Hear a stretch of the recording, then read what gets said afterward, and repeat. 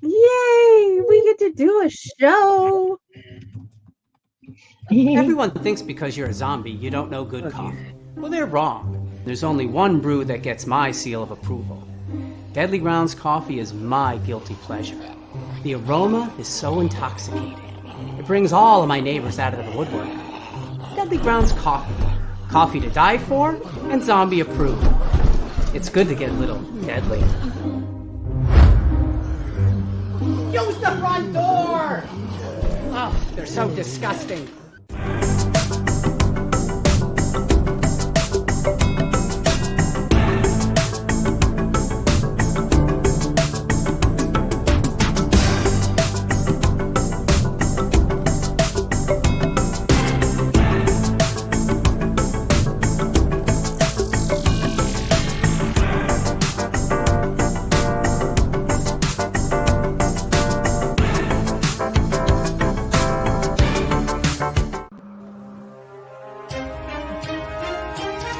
The Dorkening and all affiliated shows are not intended for anyone under the age of 18. The following may contain discussions or scenes that have adult situations, graphic violence, nudity, strong sexual content, and graphic language. This show is intended for mature audiences only. Viewer discretion is advised.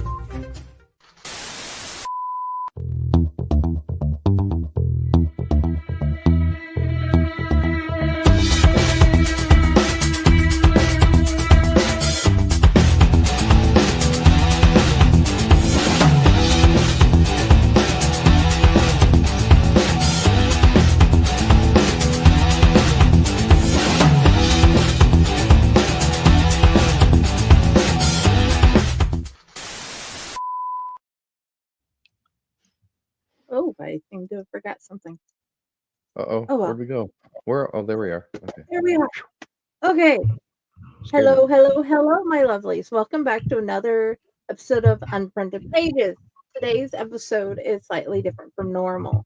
Today's more of a padded cell version where we explain as authors about very hard things, especially as we've finished the haunting season and we're going into the holiday season.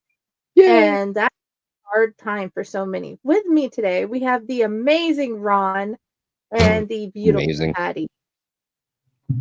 You give me too much credit. Everybody's fairy character and everybody's favorite martial artist.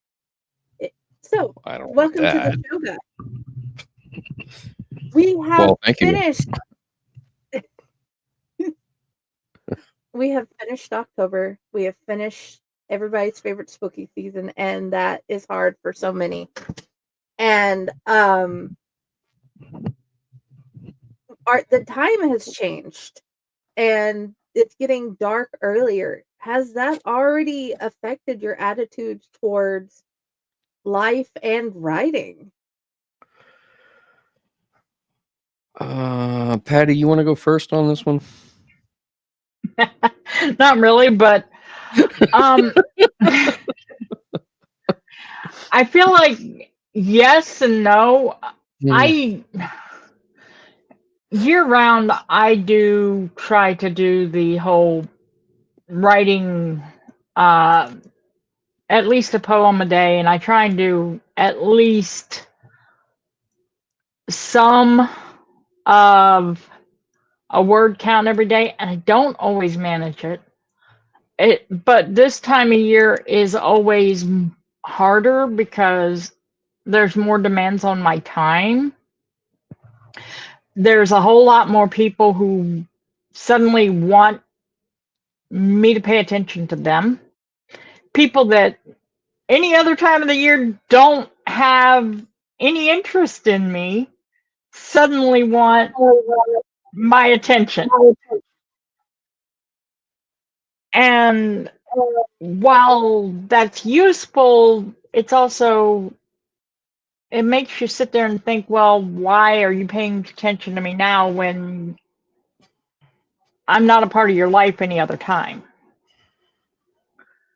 And then you add in everything else that goes on. There's trying to get the writing done while there are days when you just don't want to get out of bed because it's so dark by the time you do get out of bed. And you're wondering, why are you doing this? Why are you getting up? The depressive elements that go along with this time of year make everything harder. So, yes, the writing's different, but no, the writing isn't at the same time.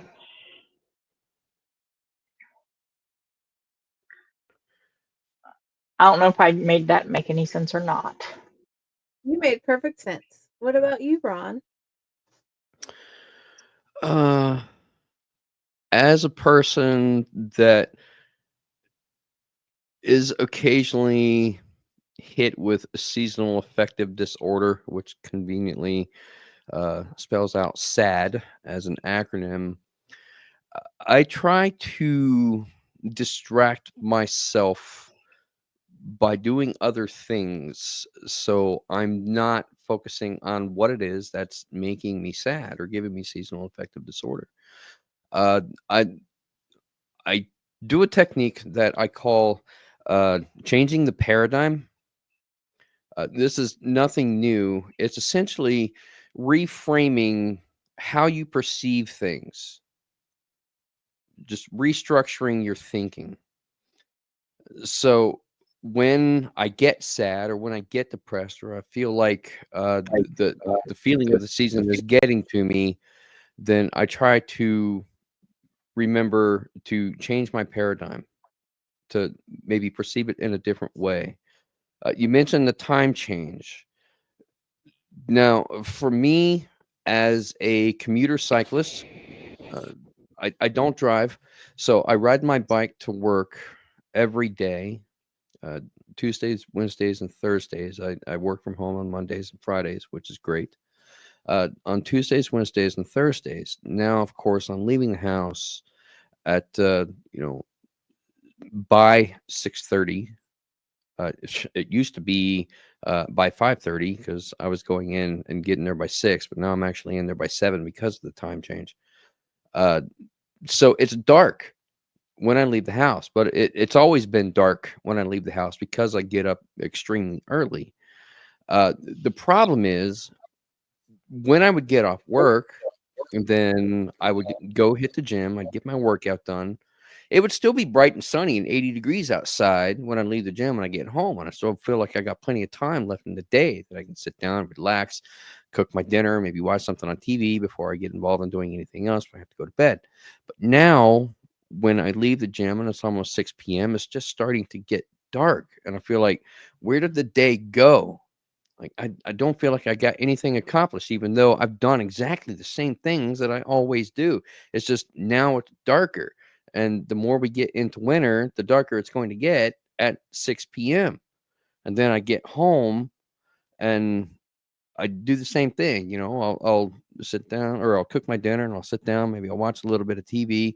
And next thing you know, it already feels like it's 9 or 10 o'clock at night because it's so dark, even though it's only like 7 or 8. I'm like, I gotta go to bed because I gotta get up early in the morning.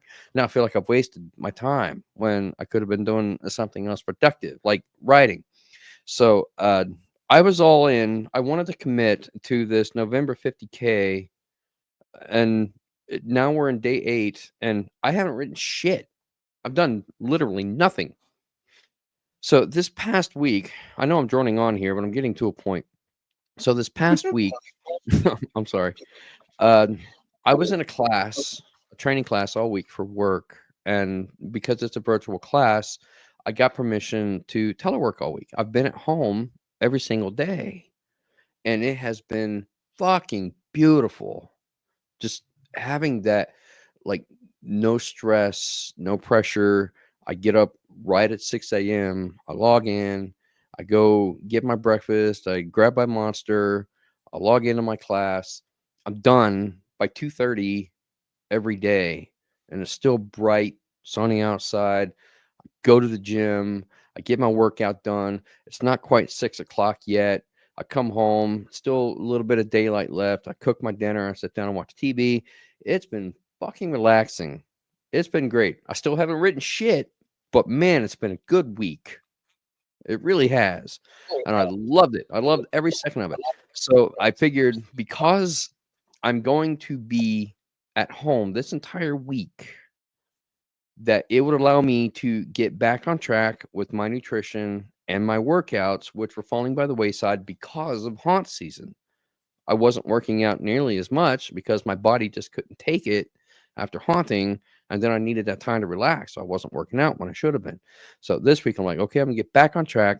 I'm going to go to the gym every single day after work. I'm going to cook a healthy meal after I get home from the gym. I'm going to drink my protein shakes, all of that. And I did exactly that. I accomplished that. And because of that, it's been a great week. And I have not felt yet, anyway, the seasonal affective disorder that would normally start hitting around this time. And that's exactly what I'm saying. That's what my point was. Try to distract myself by doing things that keep me from thinking about that, which is exactly what I did this week. Now I know as we get closer into winter, and it does start getting darker and it's going to start to snow. That sucks for me as a commuter cyclist because I still have to get to work regardless of what the temperature is outside and how much snow there is on the ground. That's a pain in my ass every year, but there's nothing I can do about it. You know, I still have to do it regardless. So Mhm. now this is where I have to change my paradigm. Where think about how much better in shape I'm getting because I'm doing that. I'm withstanding the cold. I'm actually out there riding my bike in this weather, and it's keeping me fit. And I just try to change it to something positive, that this is actually benefiting me because um, I'm still getting out and doing something active and productive when a lot of people choose to stay at home, cuddled up in their fleece blanket, sitting on the couch, watching their true crime shows. And I'm out putting in the effort. I'm mostly because it's my job and I have to, but I just try to change my paradigm, that I can turn that something that ordinarily would be a negative into how is this actually benefiting me? And I think that's a lot of what people, they need to realize when doing, or when feeling that seasonal affective disorder. Just it's hard to do, but you can train yourself to do it, to change your paradigm. Try to look at it from another perspective. And if you have a hard time seeing it, ask someone like me, and I'll be more than happy to help you figure it out. That makes sense. This episode's going to be a bit different. I'm going to chime in on every question because I feel like I can come in on the mom side with the younger children, because Patty can come in on the mom side with the older children, Ron with uh as a single man and also a haunter and an author, and Patty has is a poet, and she has two different she has a pen name and her name, so everybody has something special about them. For me, uh it feels like there's less time in the day with the time change. I have pinned out an entire story and I have plotted out in another one, and then somehow I've written like 3 poems. I have written more than I have in a month, but also it feels like I'm getting nowhere because nothing's getting clean as much as I'd like. The pot laundry, no matter how hard I try to get it caught up, it's always there. But then again, I have so many people in my family. That is making it harder. That, and there's things outside of my home that is making it harder. And having to have stopped to do the more important things that happened last month, and at the end of the previous month that had to happen ahead of anything writing wise or PA wise or scheduling. And I wanted to say this one thing for all authors that are giving that are making their own ads, putting their own ads out, keeping stuff scheduled. I'm hearing all across the board it's hard. Marketing is hard because I've been through 5 different companies' marketing classes. I've been through marketing classes online. I am doing all the things that, short of being a one of those cold messengers. I am not going to become a cold messenger. It is bad for business as far as I'm concerned because I don't want to talk to them. I don't want, if you cold message me and I don't know who you are ahead of time about your business, I'm not going to look at your stuff. But if you are in the group I'm in and I know you're in the group and you're like, hey, I need to talk to you about this, I will automatically know that, hey, you're in the group. You're one of the authors too. I'll talk to you. There's a difference.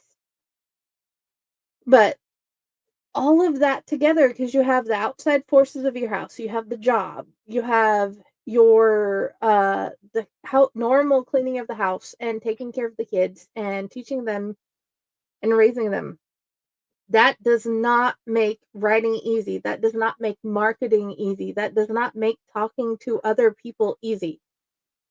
And especially at this time of year when you feel like you can't be enough and you can't do enough for those most important people because you don't feel like you have enough to do it. You don't have enough money to get the things they want for Christmas. You don't have enough to make sure they get the clothes, or the bills seem like they're all just getting more expensive as we go because everything 3 years ago, I could get more 3 years ago than I can today with the same amount of grocery money.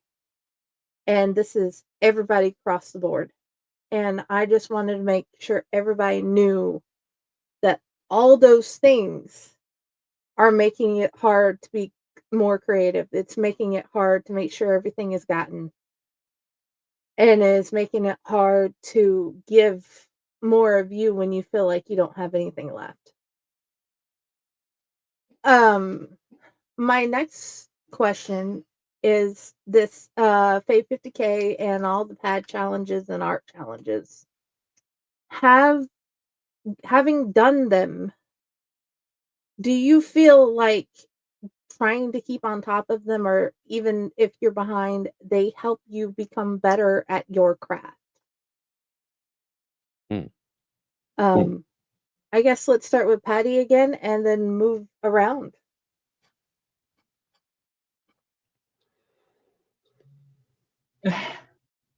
I muted myself because I was getting an echo, so I was trying to help. Um, yes and no. Sometimes when I'm struggling to figure out what to write or what to draw, but I know that I need to write or I need to draw because I'm sitting there going, okay, there's too much going on. I can't think. I can't concentrate. I can't do anything. Sometimes those challenges give me a direction to put the creativity. And that makes it, I want to say, easier to keep it going. For me, anyway. Yes. That's not necessarily going to be the truth for everybody, though. Just because I find prompts to be helpful on occasion does not mean that everybody will. And that's why the way the Faith 50K was set up was, even if you're not going to make 50K, even if you just want to say, I wrote this day, that's okay. Because not everybody's going to be able to reach 50K. And if you set it up so that that 50K is the only way to be successful in that challenge, you're going to make a lot of people end up feeling like they're worthless because they cannot reach that goal. Like where Ron said he's been working, that alone can make that goal impossible to reach sometimes. And like right now, my youngest is moving out into their own space. that's making my life very busy right now. That's making me very busy right now. If I were to judge myself for my word count, most days I'm only able to get at best 300 words. I'm never going to reach 50K in a month with that kind of word count. Or how about the writers that do kids' books? Kids' books don't reach 50K. Kids' books at best have 1,000 words. That's assuming it's a large kids' book. So are they to be left out? It's not fair to judge everybody on the same standards. For me, the challenges help. That's not to say it's going to help everybody.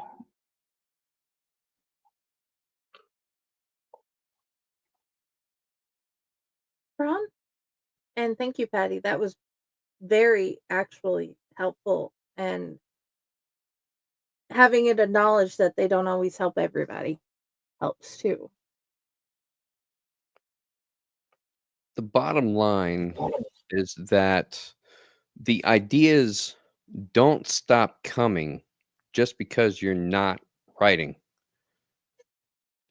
I consider myself a creative person, but I am, for lack of a better way of putting it, situationally creative. It usually takes something to spark it for my creative juices to start flowing and put me in that mindset of I need to write. So posting the little prompts and the little challenges, and I read them and go, oh, that's interesting. I have an idea for this, or I don't have an idea for this, and then I move on to something else. But the need to write is inversely proportional to the motivation to write. You could have a lot of need to write, but no motivation to do so. Or you have a lot of motivation to write, but not the time or the ability to do so. So then you're stuck. This was one of the problems that I had with haunt season. Well, I mean, I guess it wasn't a problem. If I'm changing my paradigm about it, then I could say that it was incredibly productive insofar as the idea process, just not so much the writing. In between groups coming through my scene, when I had downtime, I'm putting my brain to work, thinking about the ideas of stuff that I want to write for the novel or for the short story collection or for some new ideas that I had that I want to work on as well. And just working through it in my head, what is the best way to do it? Who's the best character to tell the story? Or how is the best way to start it? Can I map it out in my head? I want this to happen, this to happen, this to happen, and this to happen. So even though I'm mostly a pantser when I write, I still do a fair bit of planning in my own head before I actually sit down at the keyboard and start typing it out. So I'm putting my brain to use in between groups coming through my scene and thinking about all this stuff. It's putting me in the headspace that I want to write. I need to write, but I can't write because I'm haunting. And I'm not even going to be home until Sunday night before I even have a chance to sit down. And then by that time, I've probably lost some motivation, or I've got other things I need to get caught up on so I can get ready for work the next day or whatever. So the ability to write is just not there. So I've got all these ideas and just no way to get them down. I started keeping a list of ideas that I have. And it's not even like well thought out ideas. It's usually just a blurb, which hopefully will spark my memory on what I wanted to do with that particular idea. I mean, if I started writing everything out, then I would have just a list of a million pages long of just topics that, are developed stories. So usually it's just one or two sentences that hopefully will spark my memory and go, okay, I'm ready to work on this one now. Can I remember what that idea was? But then sitting down to start that idea may take me in a whole different direction just because of the distance I've created between when I originally had that idea and when I actually sit down to do it. And sometimes it's beautiful, and sometimes the idea comes right back to me, and I end up writing that down. But I'm so afraid that when I get an idea, if I don't get the opportunity to write it down, at least a blurb, that I'm going to forget what that idea was when I finally get the opportunity to write it. So I have to keep making these little prompts for myself.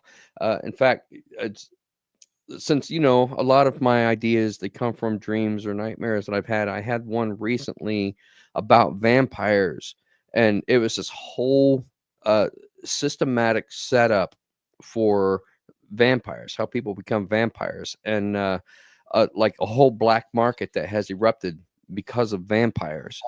And I wrote out this entire idea. It's an undeveloped, unfleshed out story. I wrote out this entire idea on the system of vampires, but I have yet to actually write the story that spawned the whole thing.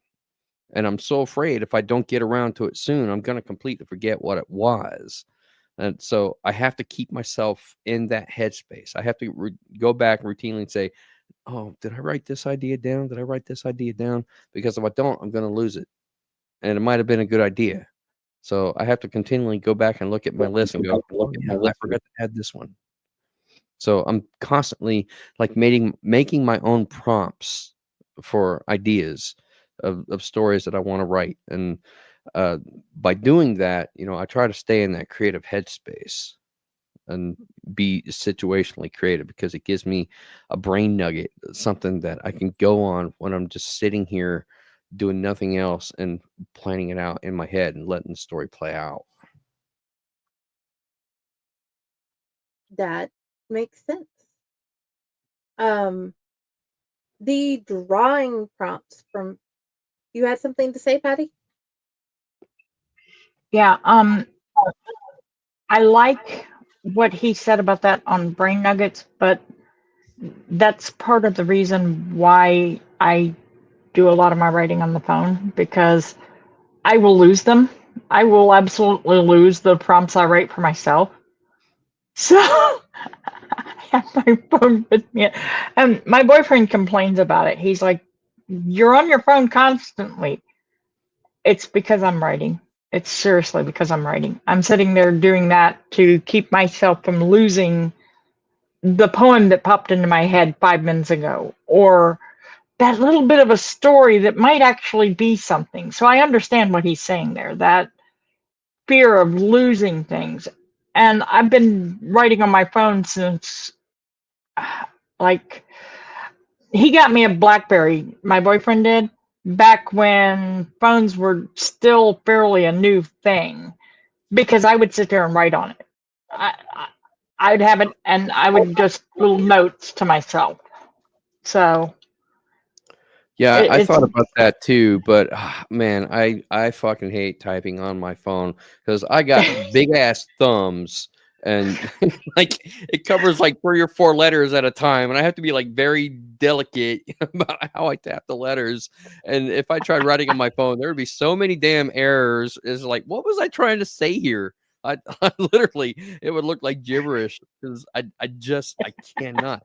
I mean, my phone would have to be like gargantuan in order for it to actually fit my thumbs. I hate writing on my phone. I literally do. For as much as I text, I can't stand it. Mine has a really neat, let me see if I can get it in the camera, really neat little stylus built in. If I can find it, there it is. See, Oh, I has a would love to have a stylus built stylus in. for my phone. That is awesome. Yeah. I much prefer my computer and my keyboard because I could fly on that thing. Some things I like about writing on my computer and other things on my phone. It depends on what it is, but I find the drawing prompts very helpful, but the writing prompts, like Ron said, not all of them are helpful. And I keep losing ideas. I need to do, as y'all have suggested, and write more of them down. It's just the ones that my brain keeps zeroing in on get written more. And I have halfway written stuff from like high school and middle school that I have no idea where I was going on. I just have like the pieces. And I'm having to move forward on that and figure out that. But I think the biggest ideas I get are from random things, like little scenes from book commercials that they have put up on Facebook or wherever, because there's been two of them that have given me big ideas. But one of the hardest parts on like one of my recent stories I'm trying to get started on, I finally figured out how to formulate it. And Raz, and I'm going to pronounce this wrong and I hope she forgives me. Sarah Sarah Dwyn May, Witch Within on Facebook. She has given these beautiful books she's been researching and writing on history of witchcraft to me. I've been using them as a way to bounce off and figure out how to research more. And I wanted to make sure that she and Raz knew that I have appreciated him explaining what the character that I was trying to figure out and how that character would work and what it would do and how it should operate in the setting I have for it. This is going to be another nursing home story. And I have appreciated the ability to sit down with somebody or be given like, here's all the information I have found, use it to help you in the world, just leave a review. And I think this is my video review, I should say, for her. Thank you for the beautiful books. They have been very helpful into learning and to understand myself more and the craft more and how to respectfully use it in a story. And but I wanted to touch on the idea that sometimes I have like hundreds of prompts that I've put in the groups. Patty has given me more prompts, like the list of prompts, and I've used those to make daily graphics or whatever, our prompts together. And sometimes those prompts just don't help. But sometimes doing something else, walking around the forest and finding a a little pool of water that spins with a leaf on it sometimes opens up a new galaxy of stories in your head. That is something my dad has said and showed, that sometimes things out in the wild. Hey, I was just thanking you for being amazing. The things in the wild that may help. Oh, and he's gone. He'll be back sooner or later. I probably should not brought him in so fast. But to help, it just all depends on your mind, because sometimes how your brain will work is not how, I can honestly say how everybody's brain in the house. We have autism and ADD and OCD and all the neurodivergencies that I can think of, and probably a little bit of added mental illness somewhere in there from generations past. And nobody in this house thinks the same as the other person. So remember that when moving forward, we're just happy you're writing. And I'm happy to be in a group with people who are writing. And even if you don't get published with us, we want to cheer you on and see what you're writing. My next question is, this one I wanted to ask Ron straight out, and I do want to ask Raz when he comes back, if he can come back. What has been, let me rephrase that, as a haunter, moving out, as you've moved through haunt season and ended it again for another year, how does that create either stimulus to your writing process, or does it add waning, or a mix of in between? Hmm. How does the end of haunt season stimulate or No, decrease? all your experiences throughout haunt season and the end of haunt season, because it messes with your emotions. All of Hmm. it together it helps and hurts as it ends and Yes. goes through. The collective, all of it. Hmm.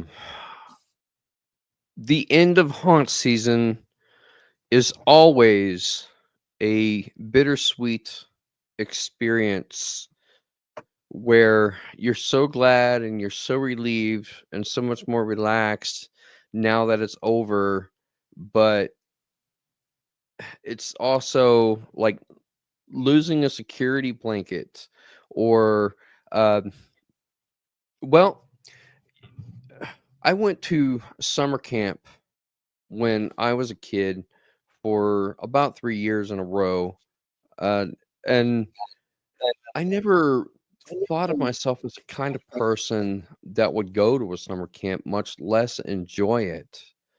And my parents, they try to placate me, like, "Oh, you're gonna love it. You're gonna make so many new friends, and blah blah blah blah blah." And you're like, "Yeah, right. Okay, whatever." Uh, hello. I'm legally blind. I wear thick glasses, and I'm kind of an outcast at school, and people pick on me. So why the fuck would I want to go to a summer camp where I'm going to be surrounded by other kids that are just going to pick on me? You know. But that's not how it turned out. Believe it or not, I did actually quite enjoy it a lot. And I did make some new friends, some of which I still talk to this day on Facebook. Um, and hence why I went back 2 more years after that. Uh, so it's the same feeling when you leave summer camp, knowing that you're not going to get to see those people and engage in those activities that you had so much fun doing for a whole nother year, and you have to wait.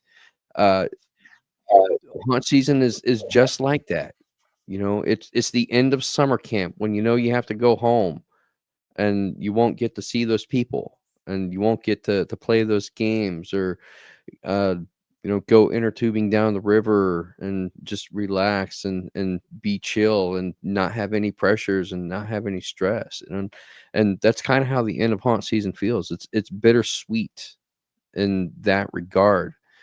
So I suppose you know writing could probably help that, expressing those feelings, maybe put it down in verse, like write a poem about it, or maybe to write some short stories that are loosely based around some experiences that you had while haunting, or even while at summer camp.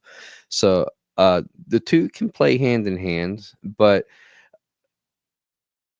I once heard a quote when I was in high school that it was about poetry, that the essence of poetry is trying to recreate a feeling you had when you first experienced that thing. The success in writing is if you can make somebody else feel that same emotion that you had. I've written a lot of things in my life, a lot of stories. I've even recorded music. It's all shitty music, but I'm still proud of it because of all the time and effort that I put into it, all the time and effort that I put into my stories. I would love, absolutely love, if somebody could get the same enjoyment out of my stories or my music that I got out of actually creating it. And for the most part, I don't think anybody ever has. And I'm not entirely certain if it's possible, because uh, we approach it from our different lives, our different experiences. So we all react to it in a different manner. But again, it's still about trying to recreate that feeling that I had when I first experienced it. So, uh, haunt season's the same way. Come next year, when haunt season comes back around, can I recreate that same kind of joy, that same kind of passion that I had the previous year, if not more so? And for that, I feel like writing and haunt season kind of go hand in hand. Can honestly agree with that idea because I don't know if, as I write about a haunted nursing home with uh CNAs who can see the spirits, if others can feel the emotions that would go behind that and everything. I can say I've honestly like really enjoyed reading your stuff, but no, I don't get all the same feelings you have. I have my own feelings and I'm like, read the dang book and chunk it at some people, you know? So yeah. But I've done that with all of you guys. I've literally like, here, read this. You will love it. And other authors I love, but I don't know if we have the same love you do, but it is loved. I'm just happy if Um, even one person reads the damn book. I can promise 4 people have. So if that helps. Okay, I'll take it. Raz, welcome to the show. Hello. Sorry, I got some really bad news on my way back in. Tony Todd died today. Oh no. I got a lot No of more personal That stories Candyman? is with Tony, so like that gutted the fuck out of me today, man. To see him at only 68 years young pass away. We still Mm. don't know why yet. But it was in his home with family. So I mean that's Shit, that one Tony when hurts. he That one hurts. yeah. God damn, that one It hurts. hurts. that is not the need into this day that I even wanted. But uh, okay, before we start crying, may he rest in peace and may their chosen deities smile upon his family. Um, Raz, since you're here, I had wanted to ask the same questions of you. Had as the time change and everything that has happened, the end of hot season and Oh, going haunt season into ended. the No one told me. It sure still didn't end in this building. I don't know where y'all are living at, but haunt season is still well strong here because we have our dance tomorrow. Anyone Mm. that's ever yeah, volunteered is welcome to come down to it. And of course, we got our banquet next weekend, and then we're just gearing up for Christmas for our Christmas haunts, and we're redoing some things and some big surprises, which is just leading us to us still being in the building and working on things for our February shows. Our season doesn't end until okay, after Valentine's Day weekend. okay. So let me add. Well, with that knowledge, but as everything's changing for the new season of outside life and autumn and all of that, and we're going into the holiday season. How is this affecting your writing?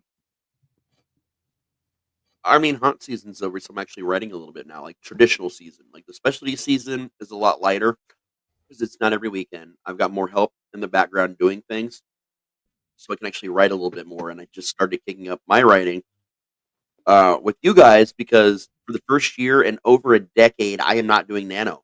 I am doing my version of Nano with you guys. So I Yay! haven't been doing my word count because I'm sucking at that lately.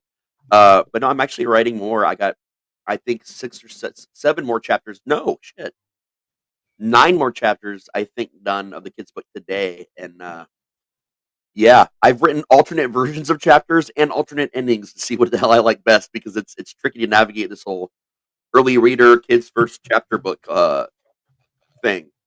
So it's helped me with that. It's helped me with school. Got more words there, and I have to now do my first ever romance story, spicy level 4 about the Cthulhu mythos, which is that's a stretch for me, and I'm enjoying the challenge so far. Yes, I am very curious on how that one turns out. Me And too, yeah, you and got happy dances with Sophia earlier from that news though. Hell yeah, yeah. I mean, I'll say it here. I don't know when or which of their shows it's going to be on. Mr. Jones and you, much like its predecessor, Mr. Jones and me, will be back in Creepypasta again and on the Chilling Tales Network.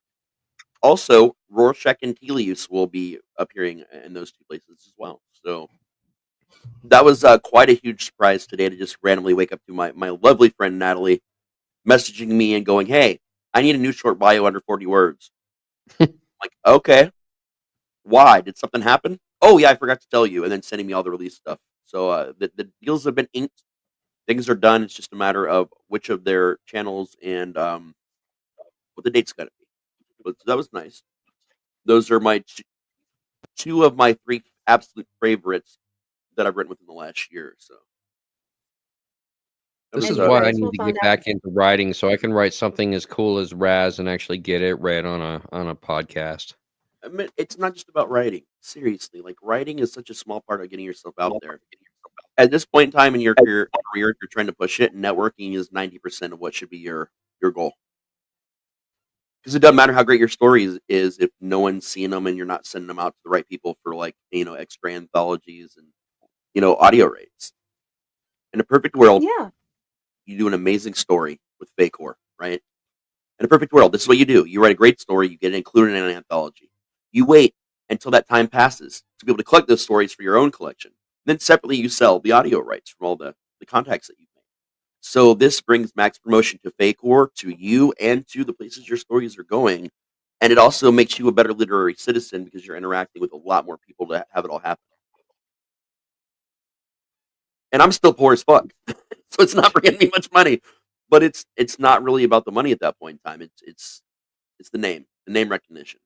You're getting a little bit of money, but you're also getting the name recognition. Okay. The next question I asked them: do any of the prompts actually help within your writing? The prompt challenges. Me personally, no. No. Um, Okay. Now if I don't have any ideas at all for anything, then they do. If I'm already writing things though, no, because it's already mostly planned out in my entire brain, like how it's going to start and how it's going to end, and everything flows when I'm writing. But if I don't have an idea and I'm looking for some new ideas, then the prompts do help. Okay. And then the last question I had asked before I move on to Patty, for her answer on this particular, she's a different phrase question because she has a different job than you guys do. How has the haunt season and end of season helped in your writing process?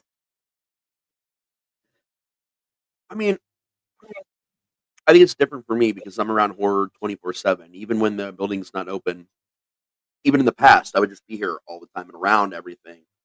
And I'm constantly getting that stimulation from different stuff. I've written already one story about my previous hunt character that's getting another story here soon. Uh, I had just invented a brand new character I tried for one night, and everybody loved it so much. I'm writing a story about him. But there are little things and little details of scenes that'll spark something in my brain that'll make me go and write some notes for another story. So I mean, it's great to have that. All the different minds and all the different things you're seeing through the haunts all the time, whether it's your own or one you got to guest act at or go visit. It's helpful. I mean, it's helpful fuel. But it's not always gonna be. It depends on what it is you're looking for. If you're looking for a certain like to write a monster story, haunts are great. If you're looking for scenery to inspire you, haunts are great. There's a lot of things that haunts aren't going to inspire you to write, obviously, but I mean, they definitely help you build a good basis of creativity. So I would say that haunting helps me a lot with my writing and my creative process overall. Because of Yeah, playing off of Awesome. what Raz said, uh, because of the new character that I was put into, or well, the new scene, which it caused me to create a new character on the fly. We have like a mercantile. It's supposed to be a snake oil salesman, and it's right after a new scene that we put in for this year, which a little speakeasy. We have all the alcohol on the bottom. It's all behind curtains, and then when they come into the scene, everything is revealed. And then from there, they come into my scene of the mercantile, the speakeasy, or I call it the Carnival Emporium. And I'm supposed to be a snake oil salesman and selling them snake oil. So there's a lot of just random knickknacks and props and everything in this scene. Like there's a coffin in there. There's a skeleton torso on a burning pyre. For whatever reason, there's a stove. I don't know why. There's just bottles of, empty bottles that say snake oil on them. There's a couple of TVs, just random shit that they could pick up and throw into this scene. So I'm thinking, as my character, as a snake oil salesman, I have to come up with individual stories for each one of these items, because the person that's selling the item would obviously know the history of it and how it ended up in that shop and be able to tell the story of what happened. There's a lot of podcasts that work basically on this premise as well. And the narrator, the one telling the story, it says this particular item, such and such, and here's the story behind it. So that's kind of how I'm approaching this particular character. So when, and as a writer, I'm trying to come up with ideas for these individual props, I'm thinking maybe I should keep that idea so I can work it into a story later.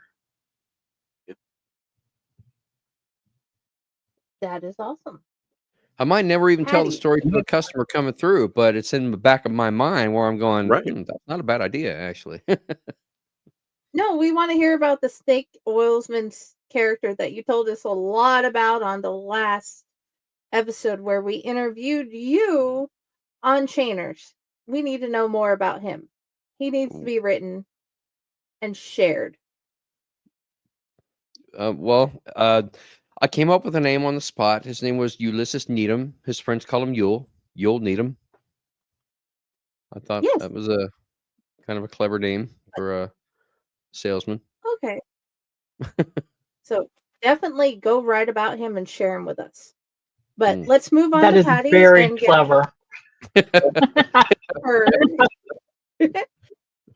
Hers, because Patty, you are an author, you're a poet, and you are a publisher. How does juggling all of our insanity and yours help or hurt your writing? Honestly, I'm wanting to say it doesn't, but at the same time, I get to see amazing pieces of work come through. I get to see people like Raz, who honestly, his work is seriously amazing. I get to see people.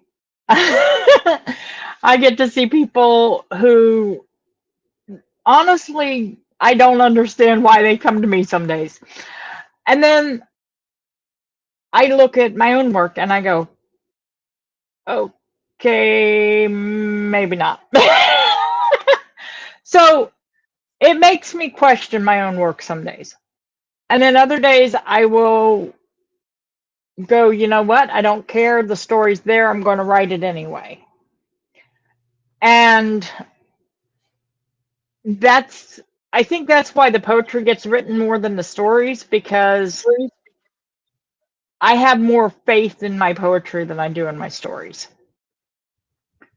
And the publishing helps me to be able to see the quality of work that is out there, and helps me to be able to be involved. It helps me to be able to go, look at what I can do. I can make this pretty book because somebody wrote a really great story. But then when it comes down to my own work, I still end up feeling like, okay, maybe this wasn't as good as everybody else's. And then I get people like you who go, this is amazing. Do you know how amazing this is? And I'm like, really? Okay. So I I For me, love your work. the publishing is I get to fangirl over the stories that are handed to me, the books that are handed to me to go and publish. I get to be excited over them. I get to be excited over what I can do with them and be excited about making them real. The idea that these are not out in the world already hurts my feelings. Whether they should or not, it hurts my feelings. So, Mhm, because I want these out there, I want these wonderful stories to be out there. mhm, Um, and then, like I said, when I publish my own stuff, it's like, well, I can just drop this in here, and nobody will notice. And I you noticed. do it, that helps me. It helps me a lot. Did you not listen to the last Corpse Garden Chronicles when I said, Josh, you have got to listen to this ghost story. I love this ghost story. I did. Why do you think I keep writing? People like you. So, hi, Stefan. Enjoy your surfing on Jupiter. Please tell us about that in a story. Yeah, how is that possible? How did he get to I'm probably Jupiter? Yeah, that's what I'm I'm probably wondering. missing something, but it sounds awesome. And okay, from my end, I have read my stuff on shows with you guys, Curtis M. Lawson, and I look at my stuff and especially I know I am not the same type of author or writer as any of the guys in the network, any of the ladies in the network, any of the whatever the heck you are on the network at this point. But I don't want to stop writing. This has been my dream since I was younger, and it gives me a place to put my stuff down and be. And I can honestly say somebody has seen my poetry, and I'm going to keep sharing my poetry and everything. But I honestly do not feel like I come up on the same level as author as like Curtis M. Lawson or Raz or most the other big people on. No, I don't know if anybody likes my ghost stories as much as they like your ghost stories, Patty or Ron. But at the end of the day, they're my ghost stories. And even Dell has found something, has said I things that I didn't even notice. I know it was there, but I didn't notice how it was there. And she said it made the stories better because of how I project the story compared to how others. So I'm just happy I get to be in the group. I get this Your little green stories, fairy is found a place. your Honestly, I stories have your stories have an interesting way about them. They're I want to say they've got a human touch to them that sometimes isn't there with some people. And I'm not saying that everybody doesn't have a human touch, but yours Yours definitely does. definitely does. Um, and it, I think what a lot of people fail to realize that do right is each person has their own voice.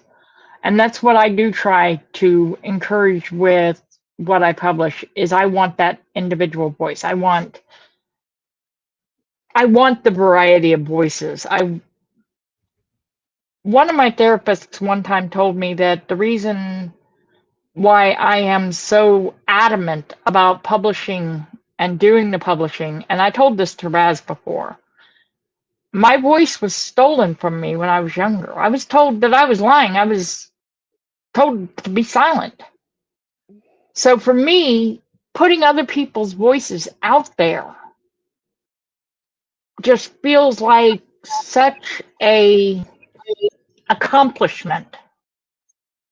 I'm able to give people back the voice that was stolen from me. And I never want anybody to be silent. I always want to hear everybody's voice. I am largely of the opinion that people write in the same manner that they talk. Uh, I voice what's in my head because that's how I think it. When I write, it's literally the words are coming in sentences, and that's how I put them down on paper because that's how I talk. So when I hear Jenny reading her work, it's very practical. It's every person relatable. Everybody has those experiences, and it's all stuff that we can relate to. Raz is an intellectual. His stuff is very psychological, very deep, makes you think. And I love that. And I'm like, man, I wish I could write as cool as Raz. But if I did that, then it wouldn't be my voice. I'm very analytical. I'm very practical and straightforward. That's how I tend to think of my stories. So that's how I write them. This happens, this happens, this happens. But in planning out the story, I realize I need this to happen before this happens because I'm going to have to explain it later. So then it's a matter of how I want to structure it. But for the most part, I'm very analytical about everything. And I think that's my voice. So uh, I can read my stuff and usually spot the flaws in it pretty quickly and go back and fix it because that's how I hear it in my head. And sometimes I need somebody to read through it, have a beta reader read through it and say, Ron, this doesn't make any sense. Or, or this isn't consistent. This is out of place. Or what's the character's thought process on this? And I'm not thinking of it from that perspective because I'm only thinking about what's in my head. I'm not thinking about it from anybody else's voice. So I have to stop and think about it. Okay. Uh, what is the character's motivation for this? From an omniscient third person point of view, looking at it, now I need to think about it from the perspective of the character, not from omniscient third point of view of the narrator. So this is why I need beta readers to read through my stuff and say, yeah, this is good, this isn't good, this is what works, this is what doesn't work, because in my mind it all works. But that's what makes it so easy to miss something, which is why I need somebody to read the stuff for me and make sure I'm on the right track with it, and I've had more than one person tell me that the story adds more depth when I actually read it aloud to other people. If you just read the story in the book, it does not have the same gravitas as actually listening to me read it. Now, I want my stories to be an audiobook format as much as the next person. But the question is, if I had a third person reading the story, would they narrate it the way I hear it in my own head? And the answer is probably not. Will it have the same effect? I'd have to hear them do it and say, wow, I really like the way they read that. Or it doesn't quite fit because it's not how I hear it in my head. So everybody's got their own voice, and we're all going to be jaded because of how we hear it in our own heads. I can't write like Raz. I don't even think I can write like Jenny. I can only write the way I write. Me too. I I'm gonna think tack that's the my way we all write. Yeah, I got on this a little bit. Like, I feel the same way you guys all feel. Like, I don't see myself as someone that's really even known as a fucking writer, to be honest with you, at all. Like, almost not at all. I don't see us in any of us in any different boats, really. I look at like Steve Van Samson and also Curtis Lawson. I'm like, man, what do I got to do to get to that? Yeah. And and then I'm utterly shocked when people think I am like, because it doesn't feel that. I don't feel that way about my writing or myself. And that's something we struggle with imposter syndrome, and that's a part of mental health chat, but it's a very real thing for writers. Writers tend to surround themselves with other writers, and then we all get down on ourselves when we see those other writers like doing all these things, And in reality, it's hard to gauge because everyone's journey is their own journey. And we keep saying like that. That it's supposed to matter or make you less depressed or make the imposter syndrome not as bad. But nothing is going to make the depression less. Nothing is going to lessen the impact of imposter syndrome on you. Doesn't matter what you tell yourself. Doesn't matter what the facts are in your heart. You're going to look at another writer and be like, "That's what I want to do. Why am I not doing that?" And the trick is to untrain yourself to want to follow someone else's journey. Look at things other people are doing and then think to yourself, well, I like this, I like that. How do I do this and that? Research it. Also send them messages. Ask them how they got their writing to that point or how they got this notice or, picked up by this person or that person. And most writers are happy to tell you how. That's what I did. And every time I see someone doing something that I've not done or I've been thinking about but I've been nervous about, I talk to them. I get advice. There's a lot of projects I've got going in the background, like bigger things that I'm just not. I don't feel I'm ready at that level, but I'm still gathering all the intel. I'm doing the research now, so when I am, I can just hit it and run. So like I have these like big spurts at times with my writing and with my writing career, and it's literally because I've got so many things ready to go and so many different projects that they're just waiting.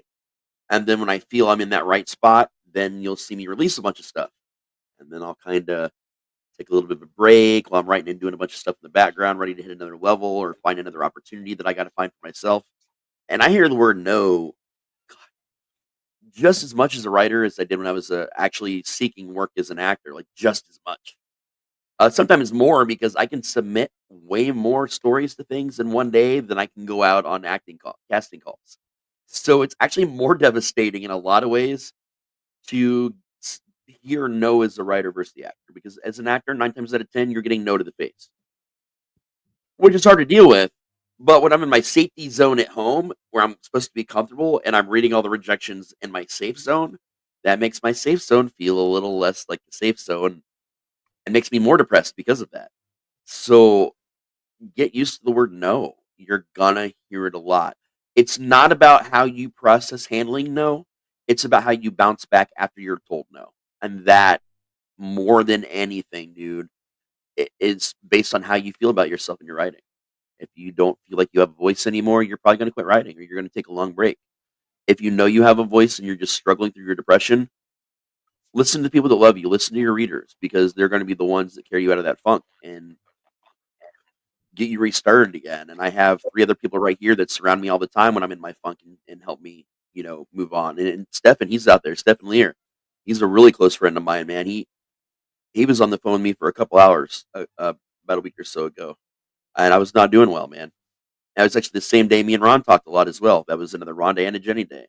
Like you guys, y'all don't know what you did for me. You don't know how bad you don't know how bad things were and are, and you didn't need to. You just knew things weren't right, and you reached out. And because of y'all, and all the great conversations I've had with Patty and her coming up and just being with me and haunting me with this year on top of it, man. Like you guys here will keep me going, man. Like you're the reason I why wish I could have seen that. I would have loved to have been there when Patty was haunting. it was epic, dude. But even if it's just you guys reading my shit, I'm okay with that for the rest of my life because I love you guys, and we've built a tribe together because that's what this is. This is not a family. This is a tribe now. Like we take care of each other way more than a family does. It's gone way beyond what a family is now.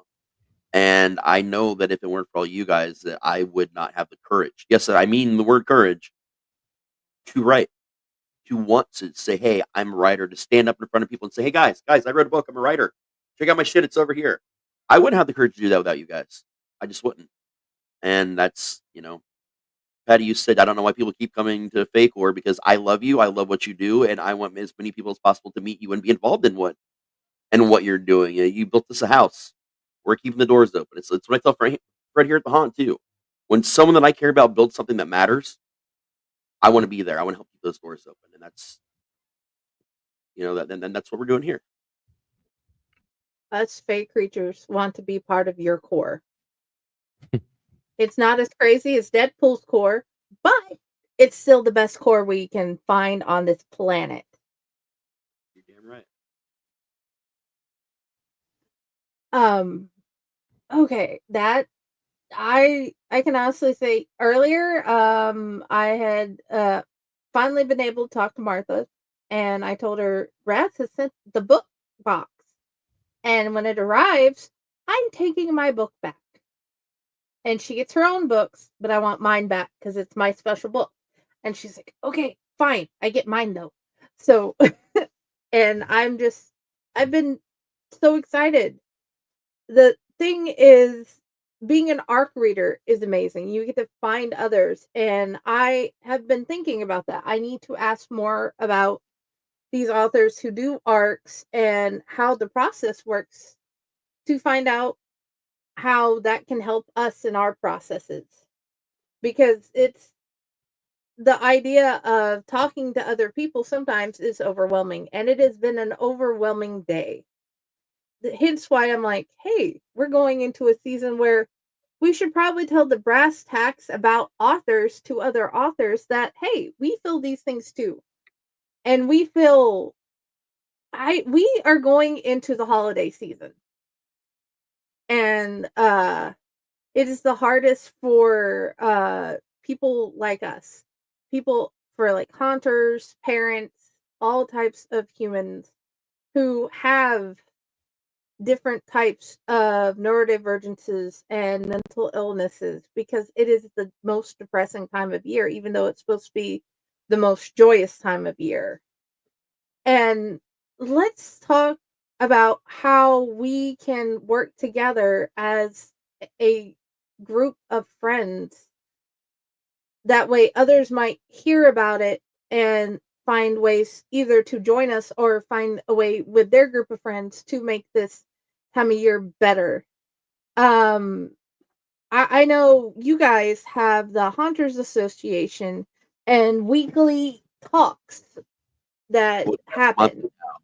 It's back to monthly now that season's over. But yeah, Okay, the monthly now, and we have padded cell. What How does that help as a hunter with that, knowing you have that group of people that you can get a hold of and uh work with to help keep each other on this planet?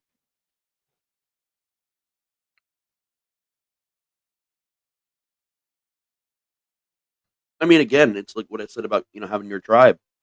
I've got my haunt tribe. I've got you guys are a completely separate tribe. It's not even just about riding. It's just a separate tribe. You got your people you can lean into. With an organization like OHA, a lot of us are just from a lot of different haunts that are not necessarily near each other. We can go and see each other, and some of us only talk during the OHA things. Like we don't normally hang out or talk a lot. So it's something like an association is great though because you still have feedback. You're still talking to people that know that know your job, that know the struggles that you're going through and the trials and tribulations, but also the fun side of it. But they're not your haunt tribe. They're not your writing tribe. They're just people that are there. They're extended family that are weathering a similar storm to you. They're great. They're amazing people, but they're not necessarily people you talk about.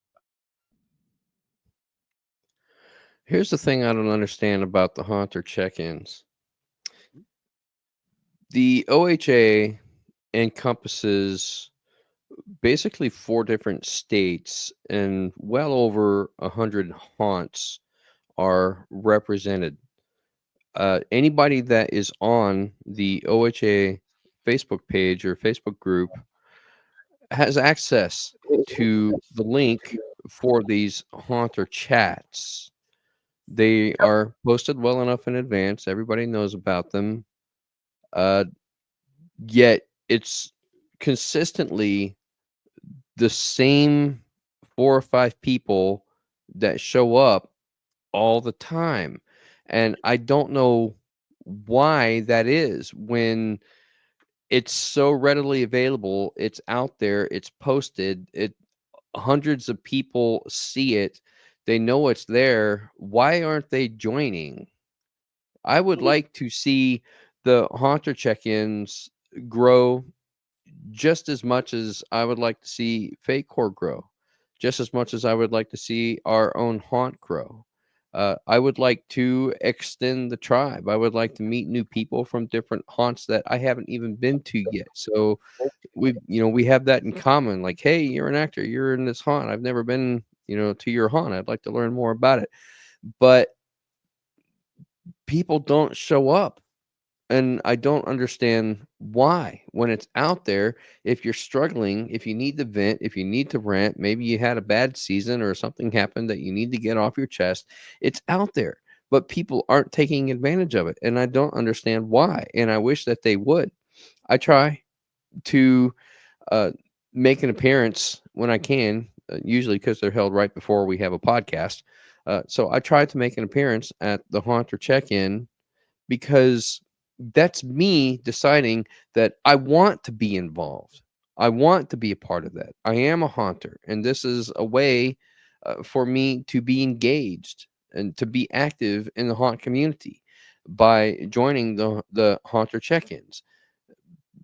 But You're missing nobody else a is, very and important I don't element right understand now. it. Like in your question, there's a very obvious thing you're not thinking about.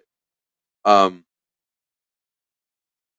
a big part of what the haunt industry is, there's a lot of us that have mental issues. A lot. I would guarantee you, if the entire haunt community across the world was petitioned, you would find that easily 3/4 of it are people that suffer from a lot of different mental illnesses. Honestly, and many of us are backward and not so. I may seem social on these shows, but who am I really talking to? You guys, people that tune in, I'm not seeing their faces. They may type some words on a screen once in a while and make comments, but like I'm not interacting with them right now, so I can easily ignore them. Face to face is what I care about. A lot of people can't handle that with people outside their own haunt. Can barely even handle it with people at the haunt that they work with. I know people that work at haunts with like 70, 80, 90 other people and can maybe tell you two of their names. I got a couple people at our haunt that, despite best efforts, maybe know two or three people's names and like really only show up right before they go in and leave this thing and they're out and don't stick around for anything. That's really rare here, but it does happen on occasion. But I think a lot of haunts are that way, like as much as we want haunts to all be family, and they really are to a lot of us, there's a lot of people that are new to that concept, that are brand new to that concept with the OHA bringing a lot of this stuff back. Haunts like ours, your haunt, fucking Carnage, Pile, like Max. There's so many of us trying to bring back the love and the community that existed back in the 70s and 80s and early 90s. We just had that time where haunts weren't together. They weren't necessarily against each other, although some were in some areas.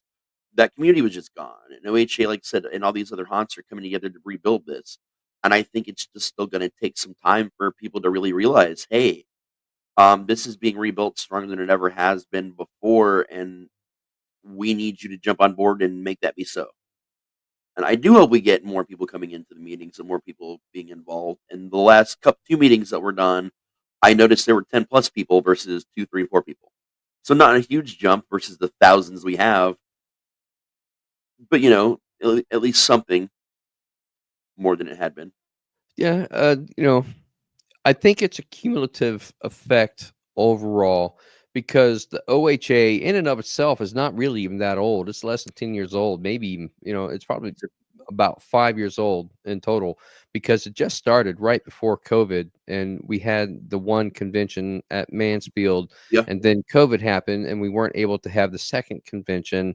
And then, of course, we lost a lot going into uh, COVID and not being able to haunt. Some haunts were still open, but a lot of people, they had to close for COVID. We lost a lot of people during that time.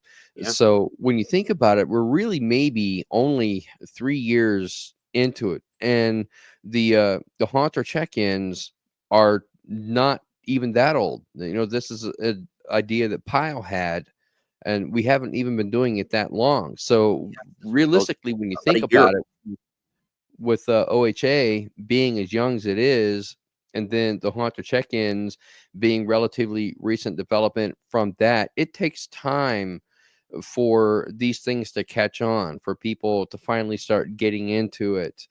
So the more we keep doing it and the longer we do it, the possibility of it growing is cumulative. It will eventually do so. We just have to stick it out long enough for it to actually to do so. Stick it out long enough for it to actually grow. Oh, And the same can be said about writing, and writing books. I got one book out there, that in the greater scheme of things, that doesn't mean a hill of beans to anybody. Okay, great. You published a book. What does that mean? Are you a one hit wonder? or are you going to publish more books?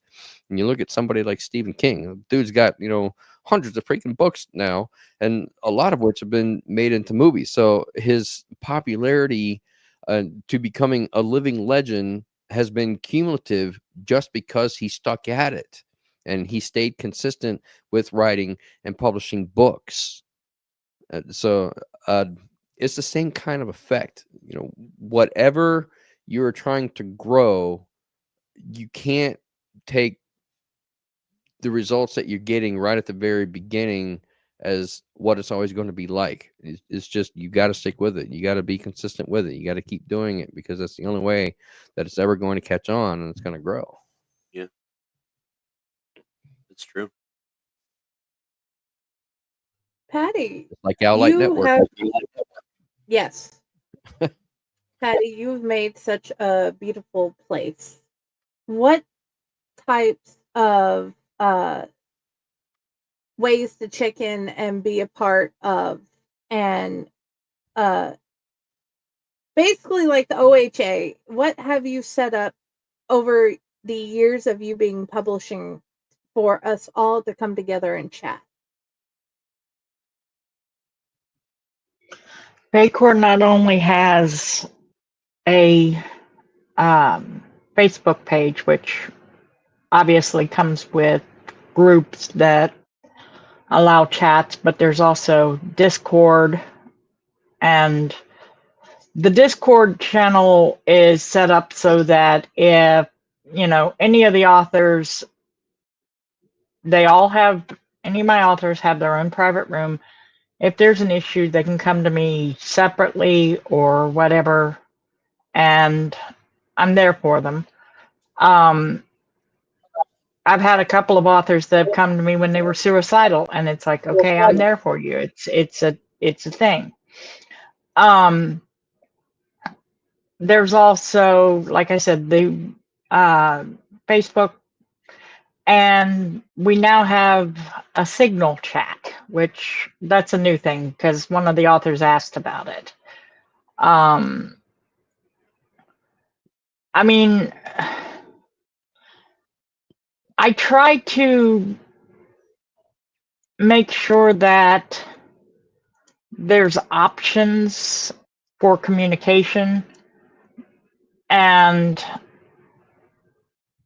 if it's needed, I will make sure that there's open communication in any way, shape, or form possible. I mean, Yes.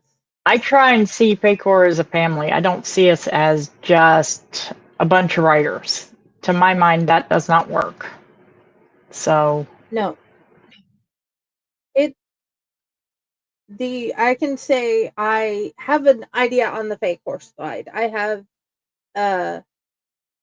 have more of a place to be. I'm in the Honor chat. I the only reason I've been in any of the Honor chat is because of what we're doing on my birthday. We are doing a stream about the OHA awards with the fake horror chat. I get to be a part of it. I get to read stuff. I get to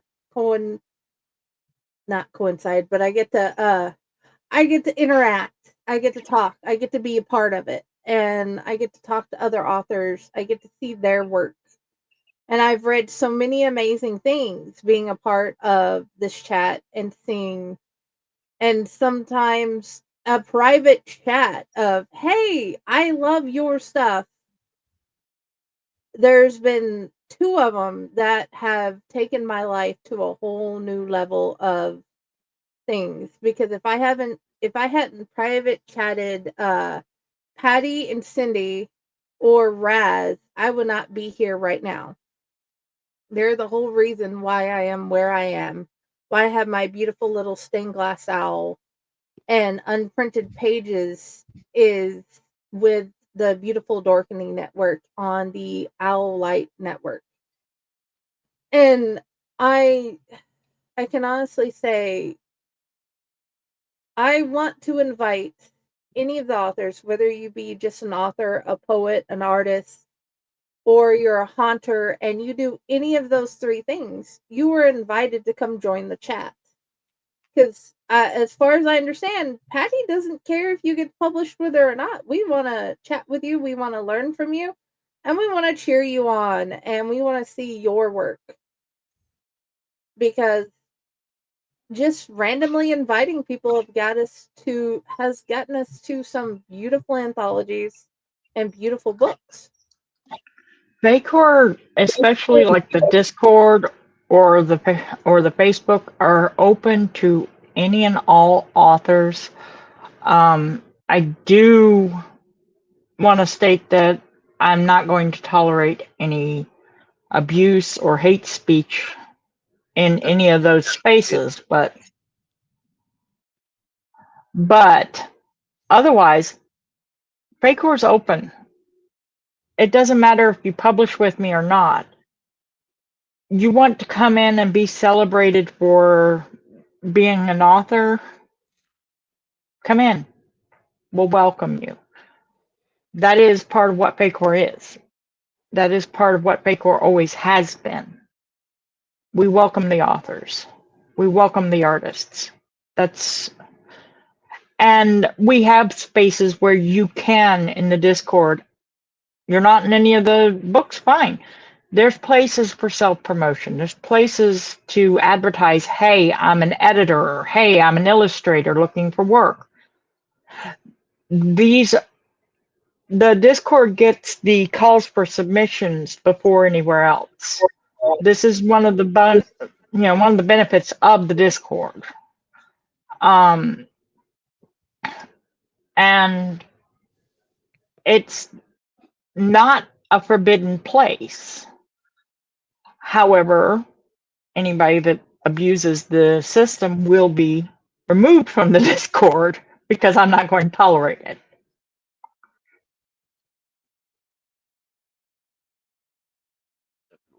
You had something to say, Raz? I don't know. I was going to say she was talking about not putting up with hate speech. Yeah, we will stab faces over that. Yeah, you will like be removed by one of us. I actually just found Patty a new writer recently. I got to briefly, very, very briefly introduce Patty to this writer who was acting in a scene as I was taking Patty through on the tour part. And it was Rika, who was our animal testing lab. Does some amazing like fantasy, like urban that type of stuff. And I had the pleasure recently of actually getting a copy of some of Rika's writing, and it is absolutely beautiful. So I'm trying to hook him up with Patty, and I just sent him the official Discord invite. Literally just now, 'cause it's like, oh shit, I haven't done that yet. So they can actually speak to each other. Well, then Raz has been one of your best marketers because I'm also here because of Raz as well, and partly because of the Ohio Haunters Association, the Haunter check-ins, because he's the one that mentioned it. We're doing the Haunter check-in, and Raz is there, and he stated that he had this idea where he wanted people to submit their characters, and he wanted to write out their backstory and then put it all into a collection for character backstories, which a project hasn't happened yet, but still a possibility. So I told him that I have a character with this entire backstory, which is very Traumaville, very Trauma-esque, which I think I've probably mentioned here before. And I was going to offer it up to Raz to write it out, and he's like, well, you're a writer. Why don't you do it yourself? I'll introduce you to Patty at Facor. And I was not really even aware of the existence of Facor at the time. And then next thing you know, I've got a book and 3 short stories published in anthologies, and here I am. So, and that's Raz's fault. I feel like She through one way or another, people will always find the place where they need to be. Oh, yeah. She has accepted me. She has accepted my sister.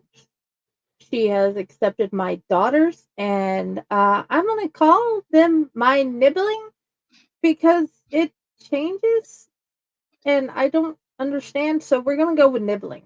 He has accepted many people in my family I like to nibblings. be I a like part nibblings. of Fake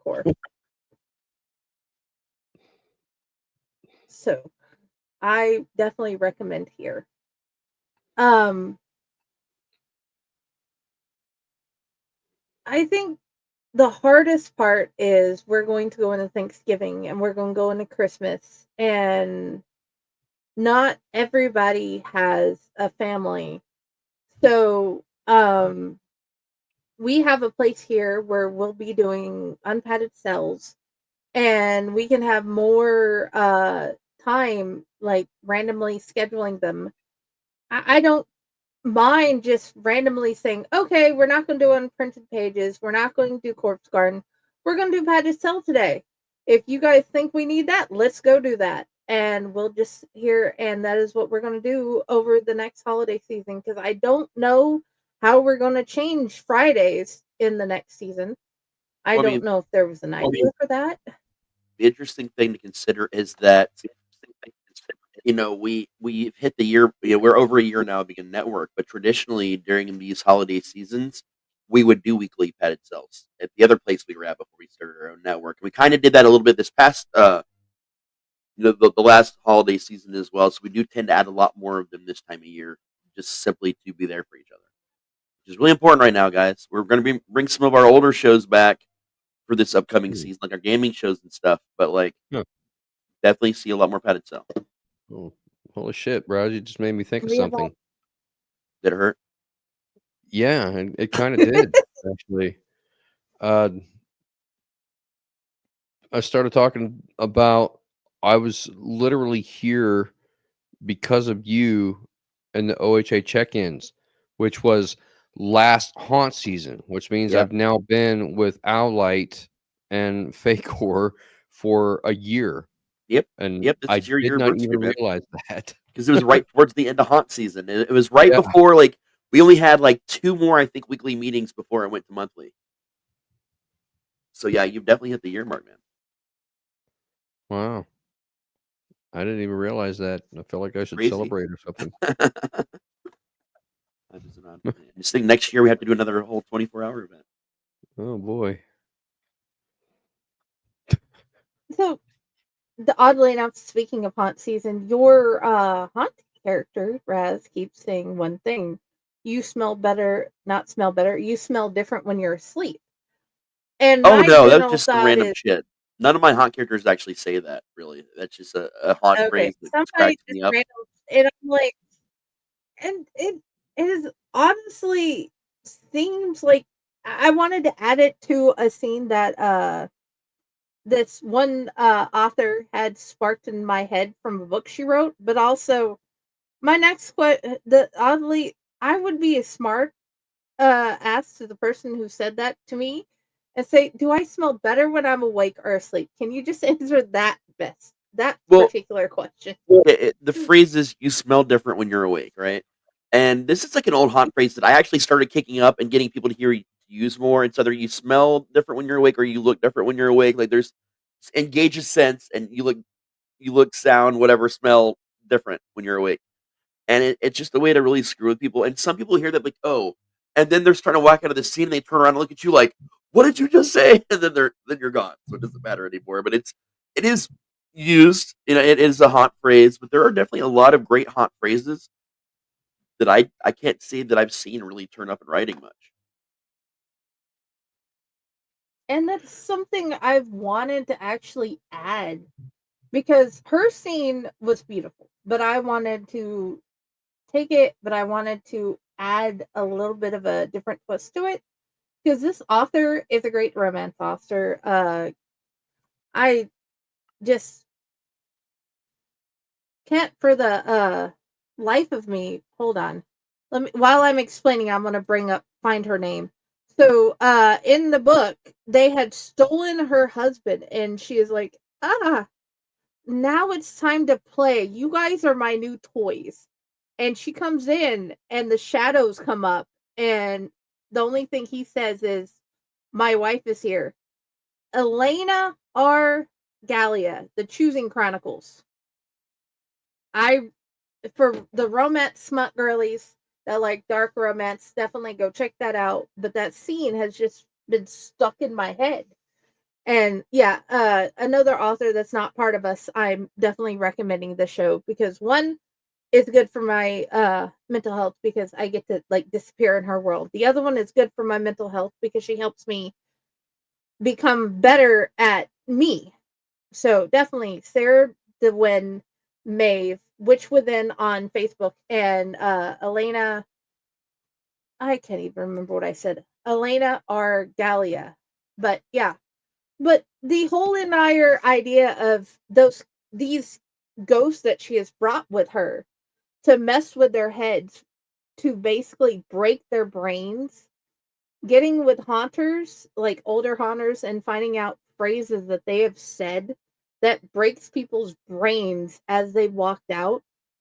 I can honestly say that has been a new addition that I want to find out. I want to find out what some of the more freaky sayings are. And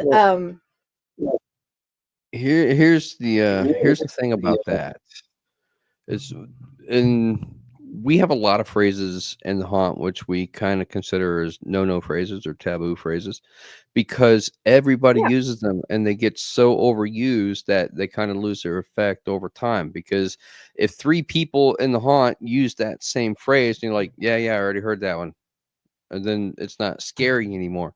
So you smell different when you're awake is one that has been around for a while. I don't know who originated it, but I've heard it a million yeah, times, but people still tend to use it. And okay, if only one person in the haunt is using it, it might land with maybe a couple of groups. But if these people go to haunted houses on a regular basis, they probably already heard it before. But the thing is you'll never know that. So mhm, when people say stuff like, come play with me, or, do you want to play a game? Or they Yeah. do the whole jigsaw thing. Do you want to play a game? Or, get out. Don't say get out because they paid $25 to be in the haunt to begin with. Thank You don't want you. them to leave, you know. Don't say get out, Or one that we had a problem with was fresh meat. And fresh meat is Yes. usually an audio cue to let you know that a group is coming through. But if everybody's screaming it, then it kind of loses effect, and you Fresh hear meat it a is like lot. herpes in a haunt. It spreads So quickly and everyone has it. yeah, so don't say all of these cliche phrases but that with people have been using. So the idea is to try to come up with something that nobody else has said or nobody else is using, or to say something that's already been said in a slightly different way so Yeah. it makes it new and it makes it fresh. That's not always easy, but that's where your creativity as a haunter comes into play. And I swear to God, if you say boo, I'm stabbing you directly in the face.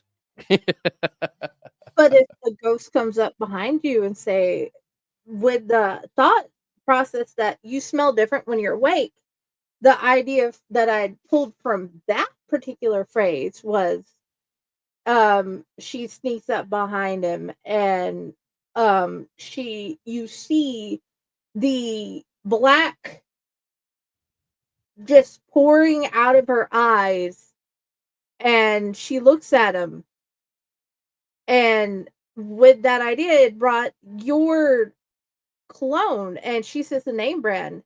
I really like that you use this cologne, and says something like, um why do you keep it in such a weird place? Because I've found some guys that keep their like deodorant and cologne up by their keys so they remember to put it on. And with the knowledge of that type of thing, because when you have a whole bunch of ADHD people, you have to have it in weird places. But yeah, like noticing things like that from these haunt phrases, it spins an idea of an alternate scene. You smell Well, different than you're awake. Why the not just ask idea the question of that would throw them off? This is not the full scene, but it is like what I'm playing with at the moment. the idea of you smell different when you're awake is supposed to be that the person who's saying it is implying that they've been watching you while you're asleep. That's Right. what makes it creepy. Like, why were you watching me while I was asleep? It doesn't really have anything to do with how Yes. you smell. It's the fact that they've been watching you while you were sleeping. Or they're up on you, smelling you while you sleep. Like Yeah, you smell Yeah. different when you're awake. But if How would this you ghost know has been that? wandering around your house and it finds weird little things you've hidden, because that idea of that has spun into the idea of, but what if the ghost not only noticed you smell different when you're awake, but also, why do you keep this thing in such a weird place? Or asks a question that only they would know that is part of their house. So, what other things can you learn from haunters that would spin into new ideas of where they can scare you? Alan Hops, his haunter in Texas, owns his own haunt. He's also a prop maker, actor trainer, just all around great person. He describes what he calls as the Dorito scare. And Okay. I'm not, You know? Raz, I'm not sure if you're familiar with the I Dorito am. scare. If you've heard this Why I'm before. already laughing. Okay. So the Dorito scare is um, you say something to the effect of, I'll see you later tonight. I'll be hiding under your bed. Yep. And you set it up that way. And people laugh it off, ha ha ha ha ha, and whatever. Maybe you chase them out to their car in the parking lot if your haunt allows that kind of thing. Some do, some don't. Depends on how extreme the haunt is. But the Dorito scare is when the people think that they're safe and they finally get home. There you are sitting on your couch eating a bag of Doritos. Yeah. And then they still have to look it under the bed. I have this thing that I do That's when if I'm over in photos, like, because you take your photo before you go in, right? And then you get your photo printed out at the very end of the haunt when you walk out, right? It's like going to an amusement park, more or less, is how we have it set up. So you get it, and while people are staying there debating on whether they want the picture, if I'm near pictures, I'll come out and go, "Wow, that's a great photo of the last time you were all seen alive together." And they're like, "What?" I'm like, "No, seriously. Check the back seat of your trunk, or check the back seat of your car. Check your trunk. I am missing 9 clowns, and I only actually hired 4 of them." And I'll just walk away, straight face, and people will just be like, "Is he serious?" And then no one will answer. And you'd be surprised how often I get photos sold there. And now, my good friend Kate helped out a lot for pictures this year, and she started doing it when I wasn't there. So, like, I think we're actually selling more photos now because, like, just different ones of us that are over there have like our own little shticks to get people to. This is your proof of life photo. You need to buy this. You and that okay. freaking photo. I gotta go get it. I gotta go get it. Yeah, well, you got a rare Okay. hot photo of me. I got it. Okay. Let me. Let me get it in the Put it pic. on, Let me. there we go. Put it on the big screen. Okay. This Yeah, I way. gotta see if I can. There we go. I got it. That is. I love that That's like picture. I'm presenting them like Vanna White. Yeah, they should be presented like Vanna White. But okay, what is this is more of And an the awful clowns. question. Oh, I'm What? sitting there in his office. I'm sitting there in his office after doing the haunt, and one of the clowns goes by and starts singing, "Every day I'm a little closer to taking a bath with my fucking toaster." And I'm the rest of the night that Nathan. is stuck in my head. Yep, that's Nathan. He's one of our cute guys. He's amazing. Dude actually trained to become a clown in New York. And I'm sitting there going, "Okay, fine." And then Okay, but that's beautiful. I will be right back from a new location. Alrighty. You can answer when you come back. I'll ask them while you're gone. What is the weirdest thing, the most off-putting thing that somebody has said to you that has turned into a story? Hmm. Uh, which one of you guys want to go first? That requires actually being able to remember shit. Yes. Well, the other question is,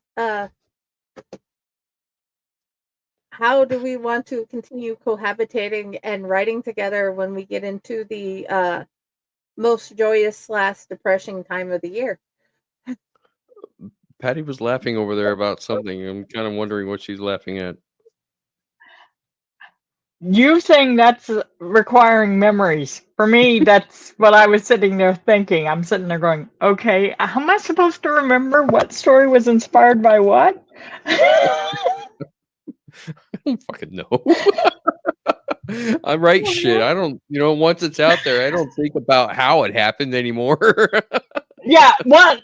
I mean, if you ask me on a specific story, what inspired it, I might be able to remember, but that's with the story in hand, and I'm looking at it and I'm going, okay, where was my mind when I was writing it? Oh, yeah. It's funny that you should say that, Patty, because I've been writing a good majority of my life. So my location for writing has changed periodically throughout my life. I've lived in a bunch of different apartments. I've lived in different houses and all of that. So I have a hard time remembering where I was when I wrote a certain thing. I'm like, okay, now did I write this when I was living in St. Pete or was I still living in North Carolina? I don't fucking know. I have no idea. I can't remember. Like for example,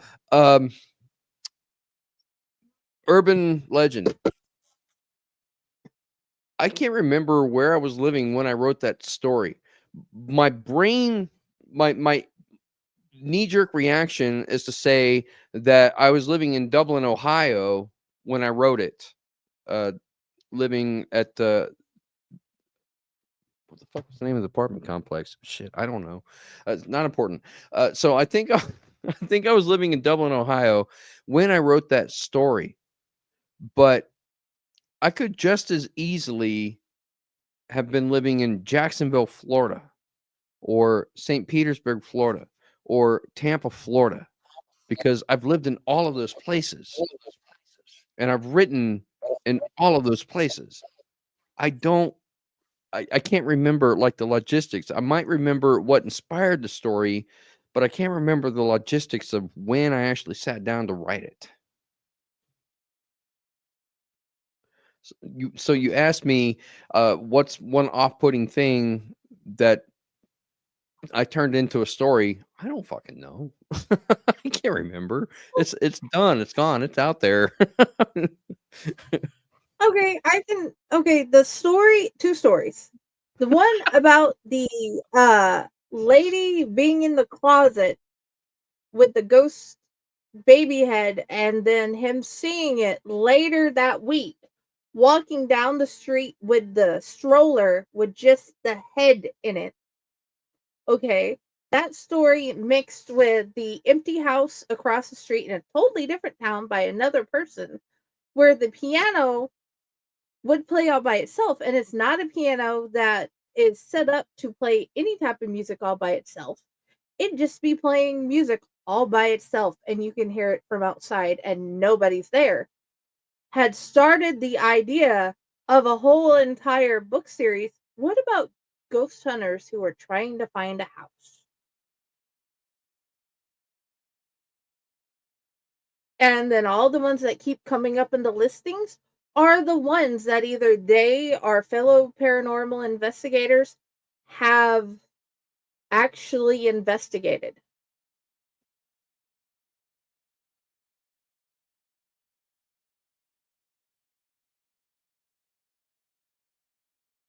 And those, especially the one with the baby part, that was disturbing.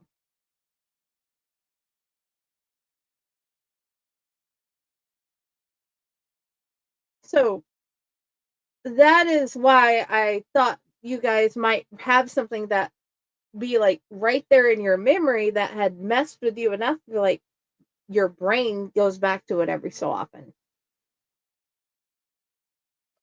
Nothing that I would consider off-putting, but sometimes conversations will happen or things will happen that will give me an idea for a story, and then I just sort of riff it and I run with it. Like for example, with the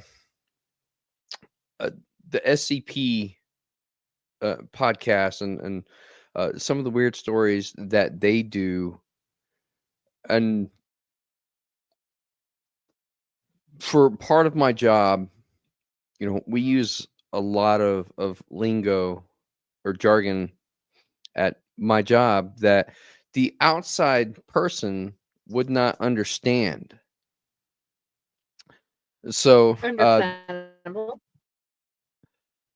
I was thinking about how I could use some of the terminology or some of the jargon that we use at my job that other people wouldn't understand, and maybe change it in such a way that I could take the same premise for that terminology and slightly change it to something people would understand. Um, for example, we have what's called traceability. And traceability is when we work with contractors on specific materials. And I'm not going into the details of what I do, but this just to explain. Traceability is when we work with contractors on specific materials, they have to be able to prove that the materials came from a specific source. So they have to trace the material all the way back to the source, and they have to provide a certificate of conformity, and they have to provide all of the trace documents that show when and where the material came from. So I can take this same concept and convert it into something else and use that into a story. So I can say I have a gang of investigators, for haunted houses. All right. And they have a specific department within their gang of investigators uh, that determine traceability of stories. Somebody claims that this house is haunted, and then the team that does traceability will have to trace that story back to where it originated in order to determine whether or not the story has any credibility, so that they can go investigate this haunted house to see if it's actually legit, rather than just going in blindly and wasting their time. So same concept, I'm just using it in a different manner.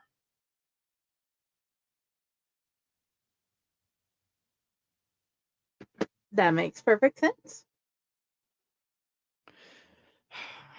Come on. Do you, God, you whiny ass.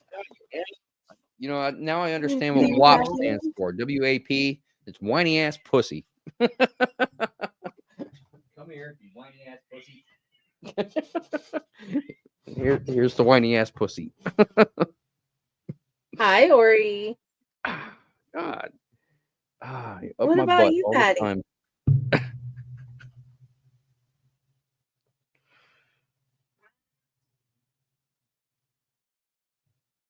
Do you have any that you've thought of?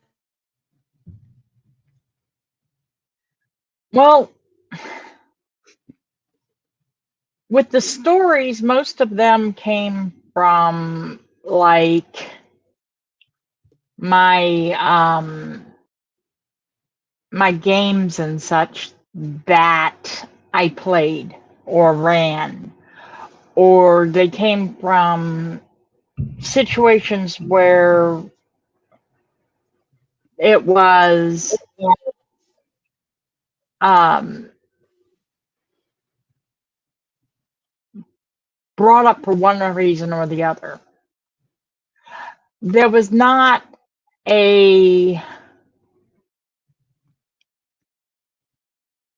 situation that was a standout thing. I don't know if that makes any sense. Oh yeah.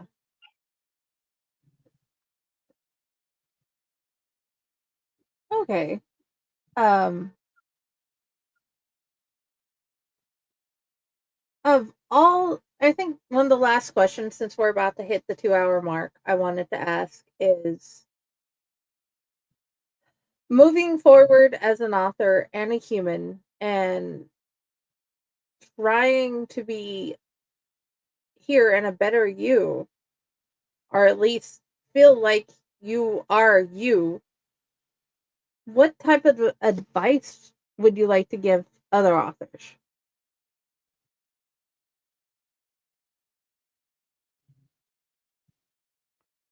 Go ahead, Patty. Go ahead, Patty. Quite simply, don't believe your own thoughts. You're better than you think you are, and you're not alone. There is a whole community of people if you just reach out. Um, and it doesn't mean that you necessarily have to be this person or that person publishing you. You can just be a part of the community. And sometimes that's all you need. Find yourself a reader, somebody who honestly believes in what you're doing, because that makes a world of difference too. That little bit of encouragement can go a long way. And if somebody doesn't like your work, they're not your reader. Very true.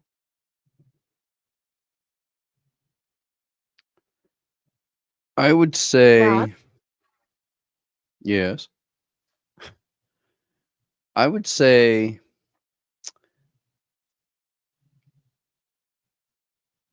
anything that is created with a passion is worth doing if you believe in it enough to do it, because inevitably someone will take notice. If you believe in what you're doing and you're truly doing it because you're passionate about it, then you won't have to work that hard to get it noticed. It will just happen. And when it does happen, that will be all the validation that you need to continue. And a little goes a long way. That's all it really takes. It's one person to go, hey, this is really good. I'd like to see more of your stuff. And that, just like I said before, it's a cumulative effect. And the more you do it and the more you put out there, then the more it will start getting noticed. So you can't discredit yourself right at the very beginning when you haven't even put it out there yet. If you believe in it and you're passionate about it, then don't worry about what's going to happen. Just let it happen. Okay. It took me 35 years.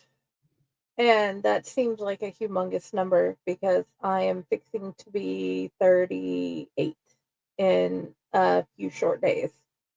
35 years to find my place, my tribe. Because there are publishing companies that expect you to be at a certain place. And I am nowhere near that place because I am not that skilled, because I haven't had the ability to put the amount of work needed to make myself that skilled. But I found a place where I could be where I'm at and work on it. And that's what you need to do. Keep searching. Don't give up. Sometimes it takes random weird messages to people, and the next thing you know, you have a place you didn't expect that existed, or you guys come together and make a new place that is for everybody. And that's what we have done. The Owl Light Network is a new place for our special kind of beautiful people. The Fake Core Network, the Fake Core publishing company was around whenever I found them, thanks to a con. And I am grateful that I get to be a part of them. I know I'm always purple, but I was a green fairy first, and this green fairy finally has a place to stay. So, guys, I have a question. yes, We are a group of writers, and we call each other our tribe. So, as a group of writers, would that make us the scribe tribe? my sister said we were. Sonia said we were. We are So, now yeah, collectively known as the scribe tribe. I will let her know that you have agreed that we are now the Scribe Tribe. She will be happy that we have taken her name. It's okay. My brother-in-law came up with the Unprinted Pages name. That's a Well, good up there name. in the corner, I see it. But yeah, I appreciate the name he gave my show, and I apparently appreciate this name that both Ron and Sonia had. Well, Melanie, I should say. I cannot say Melanie for the life of me. When she was born, took many speech classes to get to that point. So yeah, words are hard. Aren't they, though? Okay, I guess since Raz has um Abandoned us. he, he has not abandoned us. There is something that needs to be taken care of, that has to be taken care of. And we are not mad at him. We still love him and we look forward to seeing him later.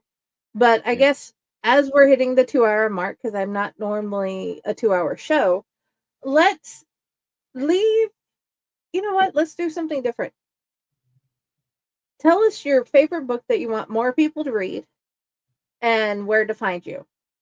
Let's start with Patty. Okay, I think I need a clarification on that. My favorite book that I want more people to read, my favorite book of mine, or my favorite book overall? Your favorite book that you have written that you want more people to see. I think that would Or have to with be Death of Neverland. Death of Neverland? Okay. Um, I love that while story. I like all the rest of them, that one has a special place for me. Um, where to find Your me?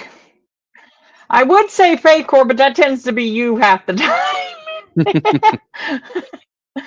um, usually I'm either Patty Mouse on all of the social medias or I'm Serenity's Ball, depending on whether you're looking for Patricia or Serena. So it's not hard to find me. I've tried to keep my socials pretty much the same. Um, somebody recommended that once and I kind of grabbed it and went with it. Um, so Serena is Serenity's Fall everywhere. I'm Patty Mouse everywhere. It's not hard to find me. okay. Ron, it doesn't exactly have to be your book. It could be one of the stories that you have written that has been published in another anthology that you wish more people to see. Well, obviously, I But it's want up them to to you which see them one. all. I mean, I really want more people to see this book here, wherever it is on my screen, somewhere over here, maybe that way. I feel like YMCA over here. My arms are blurry. Um, I really would like for more people to check out Inside My Nightmares because, uh, in my honest opinion, they're all pretty solid stories. I mean, I do actually think that it is some good work. Whether or not other people agree or disagree with me, it doesn't really matter. I mean, I would like for them to at least read the book and form an opinion about it one way or another and let me know, because uh, leave a review. I need to know if it's a good review or a bad review, so I'll know what I need to work on for the next time. That's how I'm going to improve as a writer. If people aren't leaving reviews, then how do I know what I need to work on? You know? And as far as the short stories in the anthologies, I've got three now.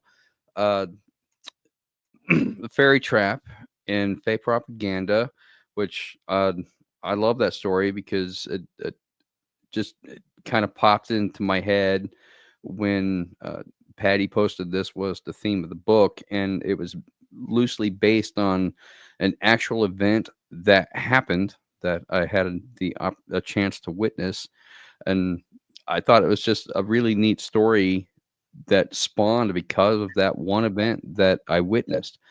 The Owlite Menagerie with the owl and the mouse. I think it's just a clever story. Uh, I really, it really is a You get clever two in story. one. When It's a twofer. Twofer, what's that? It's a twofer. You What, the get owl and the mouse? Yeah, because without there's two stories. you get the owl and the The mouse, plot, and you yeah, get the owl and mouse and what they're seeing. and how the plots are intertwined. Yeah. So I really do think it's a clever story with this chase between the owl and the mouse, and then what's actually happening. That's happening as a result of that particular chase, and just the whole uh, relationship between predator prey and which one's the predator and which one's the prey. And then for the last one with Nightmare Whiskers, that story also just sort of popped into my head when Patty told me the theme of it. And it all actually started with uh, the comic idea of Nightmare's whiskers and Nightmare being the cat and having magical whiskers. But that wasn't the story that needed to be told. It was just a means to get to the story that I wanted to tell with Nightmare and the Gronk. And I I fucking love Gronk. It's probably one of my favorite characters that I've written, and I really would like more people to read that story because I think it's something that uh, a lot of people could actually relate to once they actually read it, and maybe they would feel the same way I do about the Gronk as well. So, yeah, I mean, it would be really hard for me to say my favorite story or my favorite book because, and they're all my favorite story. You know, how am I gonna like? They're all my children. How am I gonna say, I like this Okay. one better than the other? You know, they're Okay. all Where do you want they us all to have their find own you? merits. Where can you find me? That is a harder question to answer because I move around so much. Uh, no, seriously though. You can find So me you're no on longer in Facebook your under apartment? yeah, I'm right here. Can't you see me? I'm right here. I'm literally sitting in front of the camera. How can you not see me? All right, I'm not John Cena. I'm Ron Cena. No. Uh what was it? Where was I going with this? I don't know. Yeah, you can find me on Facebook under my author page, Ronald W. Gillespie Jr. dash author, for all the things that I'm doing writing wise, which admittedly lately hasn't been anything because, as I said at the top of the show, I ain't written shit and I need to get back into that. So maybe tonight's show will actually inspire me and help me to do that. And also outside of that, I am, as you can see by my shirt, a professional martial artist by trade, and I am on TikTok under the name at Wolf Dojo, WULFDOJO, where I try to make martial arts related content. So if that's the kind of thing that you're into, then feel free to check that out as well. And as I usually say, otherwise, if you can't find me there, just check with Friday, and she'll get you in touch with me somehow, some way, somewhere, sometime. And other I than can that, usually get a hold of yeah, I mean, I'm pretty easy to find on Messenger, so and I Okay. respond pretty quickly because I have no life. My problem is I cannot decide between All the Emotions at Once or 1014 Midsummer Lane. Both of them I think are some of my better ideas. I'm hoping that they're some of my better writing. And I just really love the stories because having me choose between Sage or Friday is hard.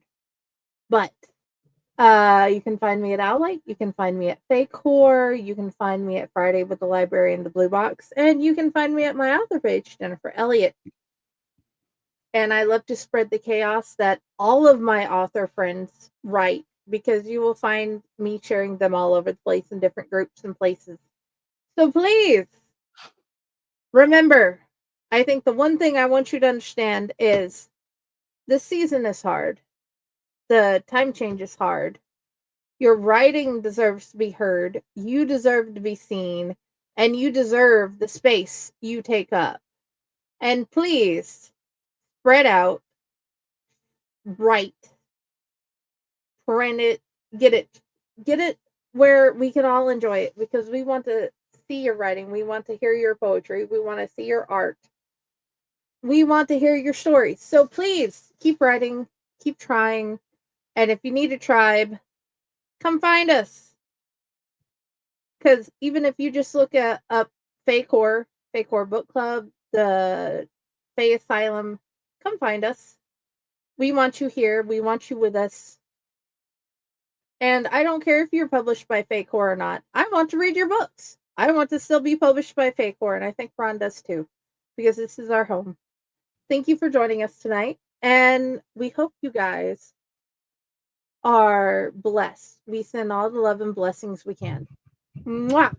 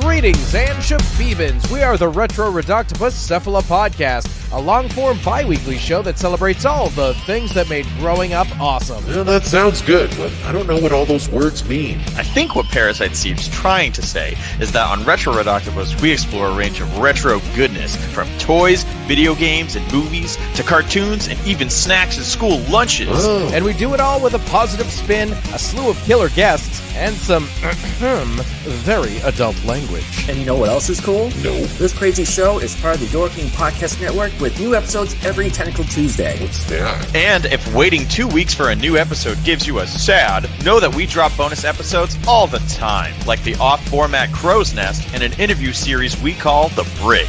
You can listen to Retro Octopus on Apple Podcasts, Spotify, Stitcher, or any app that's cool enough to carry the only show that celebrates all the things that make growing up awesome.